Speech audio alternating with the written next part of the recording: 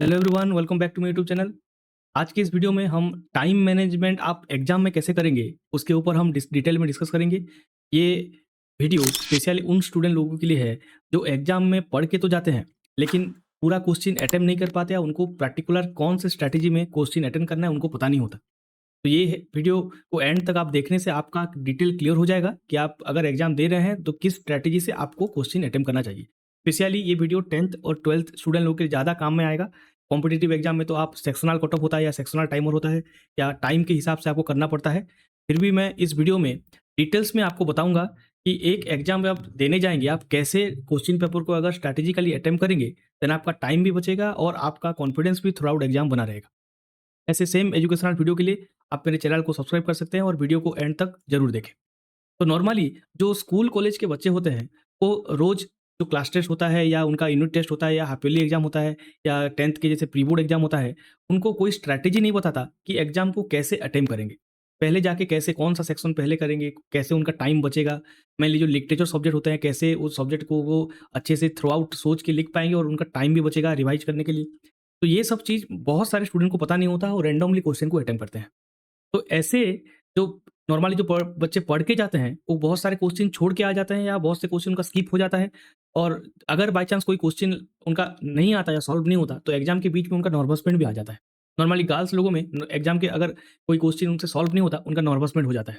ये बहुत सारे स्टूडेंट उनका जेन्युइन प्रॉब्लम है। तो मैं आज आपको एक सिंपल स्ट्रैटेजी बताता हूँ जिसको आप किसी भी एग्जाम में फॉलो कर सकते हैं और आपको ये स्ट्रैटेजी अप्लाई करने से आपके एग्जाम के थ्रू आउट जो टाइम है भी बचेगा और आपको थ्रू आउट एग्जाम आपका कॉन्फिडेंस भी रहेगा। लेट्स समझ लीजिए आप एक स्टूडेंट है साइंस की जो कि मैथ में आप स्ट्रांग हैं, मैथ में आपका ग्रैब अच्छा है। तो जब आप न्यूमेरिकल क्वेश्चन अटेम्प्ट कर रहे हैं एग्जाम में जाके तो न्यूमेरिकल को कभी भी आप पहले अटेम्प्ट मत कीजिए।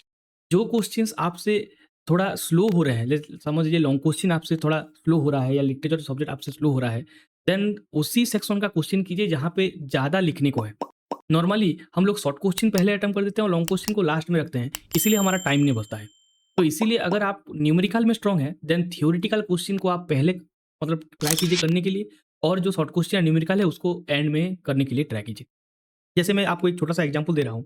नॉर्मली किसी भी एग्जाम में जाए 3 पैटर्न के क्वेश्चन होता है। एक हो गया शॉर्ट क्वेश्चन, दूसरा हो गया 2 या 3 मार्क्स और लास्ट में हो गया लॉन्ग क्वेश्चन।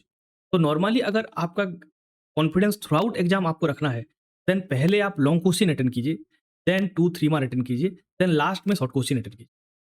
यहाँ पे बहुत सारे स्टूडेंट का डाउट होता है कि सीरियली नहीं कर स कट न नंबर नहीं करने से मार्क घट जाता है। ऐसा बिल्कुल भी नहीं है। आप अगर क्लियरली नंबर देके आप सीरियली अगर नहीं भी कर रहे हैं, सीक्वेंस क्वेश्चन का चेंज भी कर रहे हैं, उससे बोर्ड के जो एग्ज़ाम पेपर जो चेकिंग होता है उनको कोई फ़र्क नहीं पड़ता।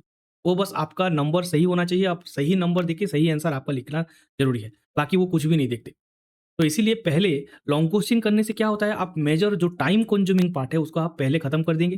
देन आप जाएँगे उससे थोड़ा छोटा पार्ट जो कि 2 या 3 मार्क का क्वेश्चन है और लास्ट में जो है शॉर्ट क्वेश्चन जो कि थोड़ा सोचना पड़ता है। लॉन्ग क्वेश्चन शॉर्ट क्वेश्चन आजकल जो आ रहा है, वो बिल्कुल भी डायरेक्ट बुक से नहीं आ रहा है। थोड़ा एनालिटिकल क्वेश्चन आ रहा है, थोड़ा कॉम्प्रिहेंसिव बेस्ड क्वेश्चन आ रहा है। तो इसको आप थोड़ा सोच के करना पड़ता है। इसलिए शॉर्ट क्वेश्चन ऐसे नहीं कि आप देख देंगे और पूरा आ जाएगा आपको। ऐसा बिल्कुल भी क्वेश्चन आजकल कोई भी एग्जाम में या कोई भी स्कूल एग्जाम में नहीं आ रहा है। इसलिए आप शॉर्ट क्वेश्चन को लास्ट में कीजिए। अगर आप कॉम्पिटिटिव एग्जाम में प्रिपेयर हो रहे हैं और कॉम्पिटिटिव एग्जाम दे रहे हैं, देन आपको जो टेस्ट सीरीज़ देंगे प्रैक्टिस के टाइम, उस टाइम में देखना है कि किस सेक्शन में आपका ग्रैब अच्छा है। जैसे मैं बोल रहा हूँ, मैं मेरा एप्टीट्यूड एंड जनरल साइंस और जनरल नॉलेज का सेक्शन मेरा स्ट्रॉन्ग है, इसलिए मैं ऑलवेज कॉम्पिटिटिव एग्जाम जब देता हूँ, यही वाला पार्ट को पहले अटेम्प्ट करता हूँ। देन उसके बाद इंग्लिश या देन उसके बाद दूसरा कोई सेक्शन अगर है, वो अटेम्प्ट करता हूँ। तो इसलिए कॉम्पिटिटिव एग्जाम जो प्रिपेयर हो रहे हैं, उनके लिए पहले देखना है कि आप किस एरिया में स्ट्रॉन्ग हैं, उस सेक्शन को आपको पहले करना है, देन बाकी वो सेक्शन को करना है क्योंकि वहाँ पे आप स्लो है। जैसे रीजनिंग सेक्शन, थोड़ा आपको सीटिंग अरेंजमेंट या हो गया सीरीज, यहाँ पे थोड़ा ज़्यादा एफर्ट देना पड़ता है, डायरेक्शन में थोड़ा ज़्यादा एफर्ट देना पड़ता है, इसलिए उसको आप लास्ट में कीजिए ताकि आपका टाइम भी बचेगा और आप क्वेश्चन आपका छूटेगा नहीं।